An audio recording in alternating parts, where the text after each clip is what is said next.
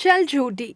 मैं तो ऐसी बातों पर विश्वास ही नहीं करती। ना ही दुनिया में भूत प्रेत नाम की कोई चीज है और ना ही कोई अदृश्य शक्ति। ये सब मन घड़ंत कहानियां हैं जो लोगों ने केवल अपने मनोरंजन के लिए बनाई है। कई बार लोग ऐसा ही सोचते हैं। श्रेया भी ऐसा ही सोचती थी। रीना ने उस पर कहा, तो तुम क्या कहना चाहती हो कि यहाँ जो अनुभव लड़कियों को आ रहे हैं वो सब झूठ बोल रही हैं? हाँ, वो सब झूठ ही बोल रही हैं या बस फालतू की बकवास कर रही हैं। यदि ऐसा कुछ होता तो इस जगह पर क्या मम्मी पापा अपने बच्चों को भेजने का रिस्क उठाते? चलो चलो लड़कियों, अब सोने का समय हो गया है। लाइट्स ऑफ करो और सो जाओ। वार्डन की कड़क आवाज आई और लड़कियां चुपचाप सोने की तैयारी करने लगी। सभी लड़कियां थकी हुई थी और जल्दी ही गहरी नींद में सो गई। ये बातचीत हो रही थी एक गर्ल्स हॉस्टल में रहने वाली लड़कियों के बीच में, जिन्हें यहाँ रहते हुए सिर्फ 4 से 5 महीने ही हुए थे। वे 3 लड़कियां एक कमरे में रहती थीं। यह हॉस्टल 2 मंजिला था, जिसकी निचली मंजिल पर एक कॉरिडोर था और जिसके एक तरफ लोहे की जाली थी और दूसरी तरफ कमरे बने हुए थे। सभी कमरों में एक एक खिड़की थी जो बाजू में बने एक म्यूजियम की ओर खुलती थी। हॉस्टल और म्यूजियम के बीच एक दीवार थी। इन नई लड़कियों में से कुछ को कुछ 5 दिनों से अजीबोगरीब अनुभव आ रहे थे। साथ ही विचित्र आवाजें भी सुनाई दे रही थी, जैसे कि बाथरूम में रात के समय पानी के बहने की आवाज, कॉरिडोर में बूट पहनकर चलने की आवाज, हंसने, बुदबुदाने, चिल्लाने और रोने की आवाजें। दूसरे दिन लड़कियों की चर्चा फिर से शुरू हुई। पता है, 103 नंबर के कमरे में ना सिमरन को खिड़की के बाहर एक लड़का दिखाई दिया, जिसके हाथ में खून से सना चाकू था और जैसे कि वो कुछ कहना चाह रहा हो। वो जब खिड़की के पास गई तो वो गायब हो गया। पता नहीं कौन था। नीता ने डरते हुए कहा, फिर वही बात, तुम लोगों के पास और कोई टॉपिक नहीं है क्या बात करने के लिए? और तुम ही बताओ, गेट पर 2-2 मुस्टंडे वॉचमैन खड़े हैं और दीवार पर 3-3 इंच के कांच लगे हैं, तो कोई इंसान क्या, एक लड़का भी अंदर नहीं आ सकता। कैसी मूर्खों जैसी बातें कर रही हो, खुद भी डर रही हो और बाकी सबको भी खामोखा डरा रही हो। अब श्रेया का गुस्सा 7वें आसमान पर पहुंच गया था। तुम चाहे मानो या ना मानो श्रेया, मुझे भी अपनी खिड़की के बाहर 2 दिन पहले ऐसा ही लड़का दिखा था। पहले तो मुझे भी लग रहा था कि वो मेरा वहम है, पर अब ये बोल रही है तो यकीन हो गया कि मैंने जो देखा वो सही था।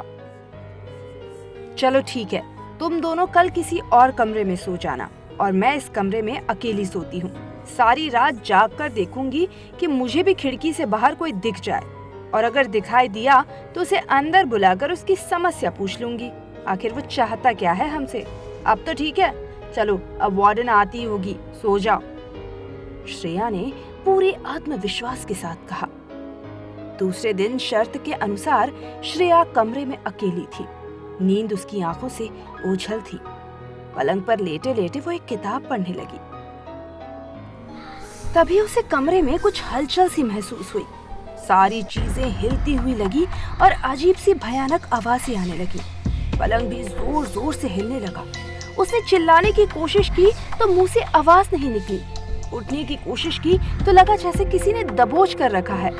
उसने खिड़की के बाहर देखा तो एक लड़का हाथ में खून से सना चाकू लिए खड़ा उसकी ओर देखकर भयानक तरीके से हंस रहा है। करीब 5 मिनट तक ये सब होता रहा और वो लड़का भी वही खड़ा देखकर हंस रहा था। वो इतना भयानक दिख रहा था कि श्रेया के तो होश ही उड़ गए। उसकी आंखों में मानो खून उतर आया और चेहरा तो इतना घिनौना था कि बस। जब सब शांत हुआ तो श्रेया उठकर बाहर की ओर भागी। बाहर भी चारों ओर अजीब सा सन्नाटा पसरा हुआ था। उस सन्नाटे में उसे लगा मानो कोई बूट पहनकर चल रहा हो और तेज कदमों से चलकर उसी की तरफ आ रहा हो।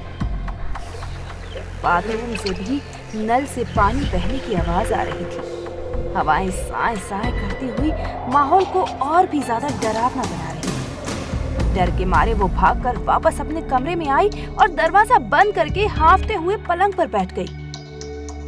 उसकी नजर खिड़की पर गई तो वो लड़का वहीं पर खड़ा हंस रहा था। श्रेया हिम्मत करके खिड़की के पास गई और उस लड़के से बात करने की कोशिश की। वो लड़का अब थोड़ा शांत दिखाई दिया और उसने कहा, बहन, मैं एक आत्मा जरूर हूँ, पर किसी को तकलीफ नहीं पहुंचाना चाहता। बस मैं अपने लिए एक इंसाफ चाहता हूँ। 7 दिन पहले इस म्यूजियम में मेरी हत्या हो गई थी और मेरी लाश को यहीं छिपा दिया गया। मेरा कोई कसूर नहीं था, बस एक गलतफहमी की वजह से मेरी हत्या कर दी। मैं सबको डराकर अपनी मौजूदगी दर्शाना चाहता था। बाकी सब तो डर रहे थे, पर तुम मेरा एक काम करो, किसी भी तरह पुलिस तक ये बात पहुंचा दो। वहां पर कुछ सबूत भी हैं जो उन्हें गुनहगारों तक अपने आप पहुंचा देंगे। बस इतना कर दो मेरी बहन, मुझे मुक्ति मिल जाएगी और फिर मैं किसी को नहीं डराऊंगा। इतना कहकर अगले ही पल वो गायब हो गया। अनजान नंबर से फोन करके श्रेया ने पुलिस को सब बताया और असली गुनहगार को पुलिस ने पकड़ लिया।